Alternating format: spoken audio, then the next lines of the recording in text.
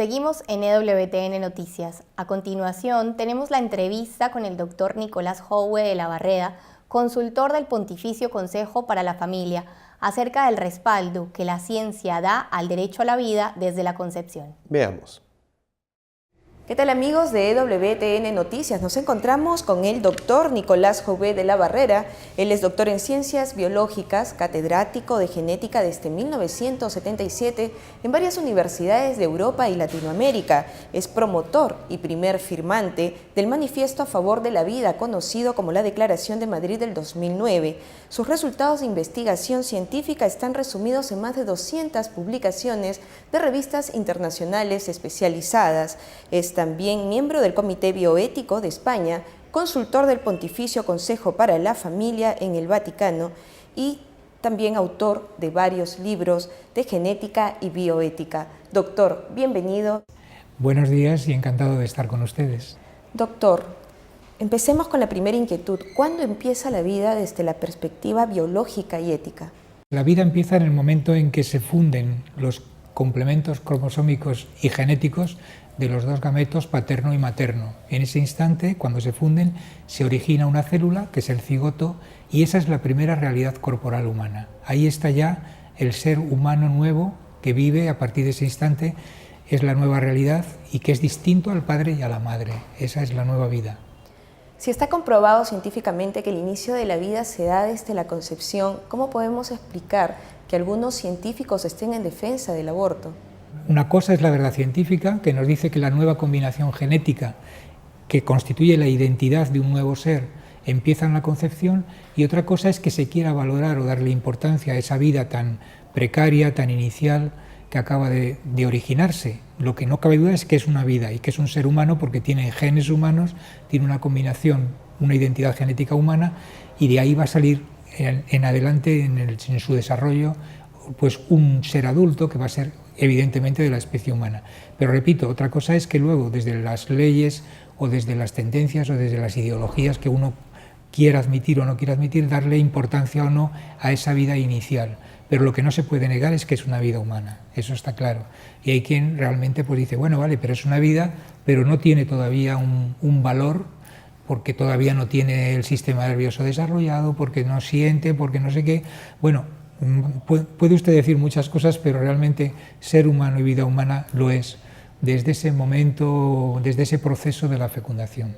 ¿Cómo debería enfocarse un tema científico cuando se involucra dentro de una legislación? Para mí, fundamental, debería de ser tenido en cuenta, porque la ciencia precisamente ha sido el motor del bienestar humano, ha sido la que ha impulsado todas las comodidades que nos rodean en la salud, en el transporte, en las comunicaciones y en tantas otras cosas.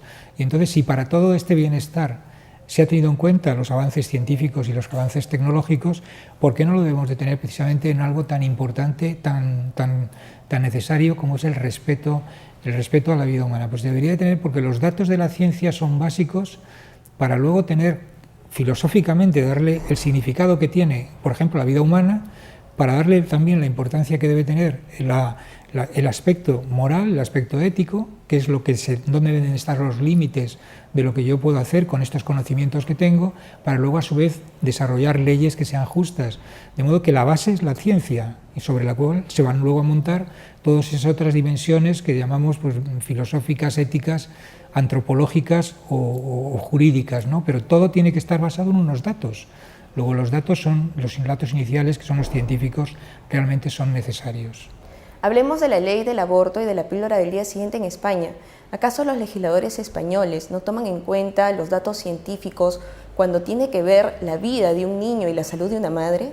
Pues desgraciadamente en España se ha promovido durante los 7 años que duró un determinado gobierno, el gobierno anterior al que tenemos en el momento actual, una especie de feroz campaña, digamos, dejando de lado todo lo que podría ser la defensa de la vida, para sustituirlo, en mi opinión, de una manera pues, condicionada por una ideología de género que llamamos, pues condicionando todos esos conocimientos a dar derechos, por ejemplo, a la madre, olvidándose que también tiene derecho a la vida el nasciturus, el ser que está creciendo en su seno, ¿no?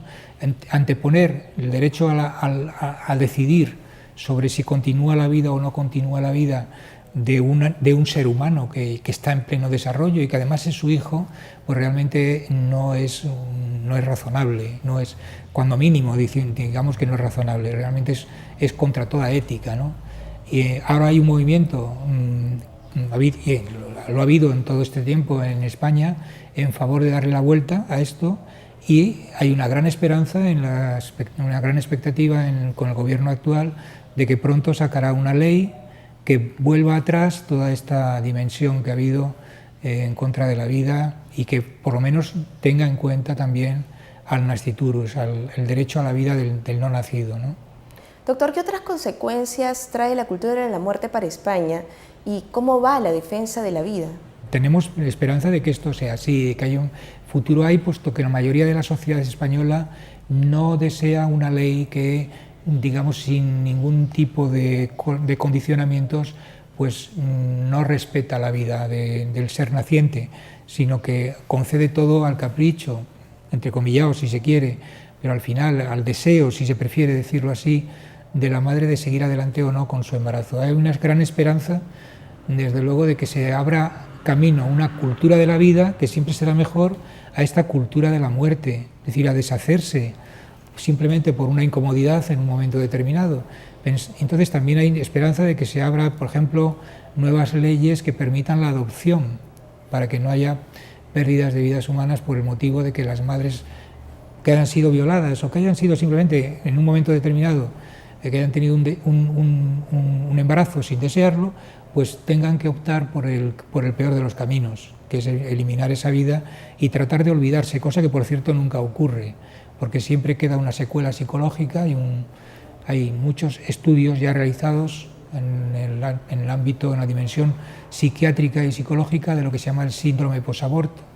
La madre que aborta no queda tranquila, su conciencia le deja una secuela que le dura años y a veces toda la vida, porque realmente es traumático el deshacerse nada menos que de un hijo que lleva en sus entrañas, y en el momento en que lo hace, quizás por una ofuscación momentánea, pasajera, o por una serie de condicionantes, a veces ni siquiera por su propia voluntad, sino forzada por la pareja o por otras personas, se ve obligada a algo que realmente luego la deja muy mal a conciencia, ¿no? Pasando al tema de la fecundación in vitro, ¿cuáles serían sus consecuencias tanto éticas y bioéticas? Bueno, la fecundación in vitro en sí misma, cuando surgió esta tecnología en el año 85, tenía por finalidad el solucionar problemas de fertilidad. Había muchas parejas que después de mucho tiempo de intentar tener hijos, pues no pueden porque tienen problemas de fertilidad. Y eso es un bien noble que la medicina pues realmente ha hecho lo que ha podido, ¿no? De hecho, el premio Nobel del año 2011, el doctor Stewart, pues fue precisamente el que puso en marcha esta tecnología. Pero el problema ha sido lo que ha pasado después. Es decir, claro, al producirse embriones fuera del seno materno, esos embriones en el laboratorio quedan expuestos a su manejo, a su manipulación, a su instrumentalización, y de ahí ha surgido un abanico de problemas éticos, desde la propia conservación en congelación, que es traumática, muchos de estos embriones pues no sobreviven a la congelación, o lo que puede ser la práctica de la reducción embrionaria.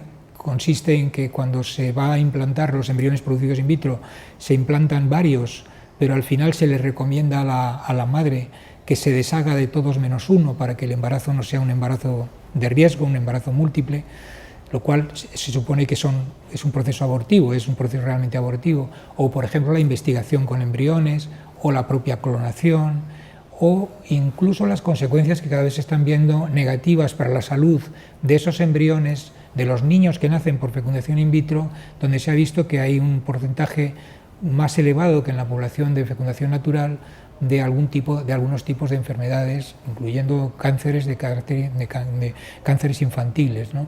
Entonces, toda esa serie de riesgos realmente que van contra la vida, pero sobre todo también, por ejemplo, la selección de embriones, la utilización de los embriones después de haber hecho un estudio genético de cuáles conviene o no conviene implantar y eliminar el resto, esto realmente produce un encarnizamiento reproductivo, es decir, una eliminación de vidas humanas que, bueno, pues realmente desde el punto de vista ético deja mucho que desear, ¿no? Es totalmente negativo.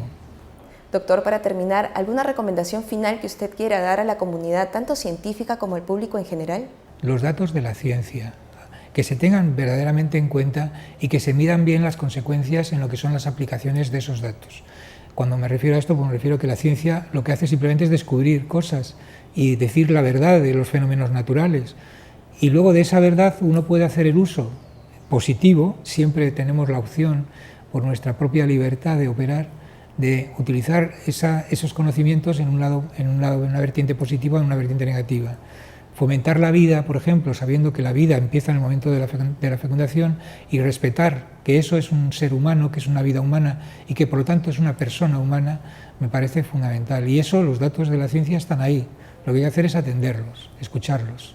Doctor, muchas gracias por su participación. Muchísimas gracias por su amabilidad. Muchas gracias. Sigamos en EWTN Noticias.